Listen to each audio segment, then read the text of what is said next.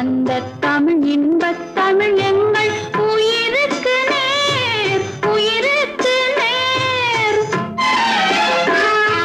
தமிழுக்கும் அமுதென்று பேர், அந்த தமிழ் இன்பத்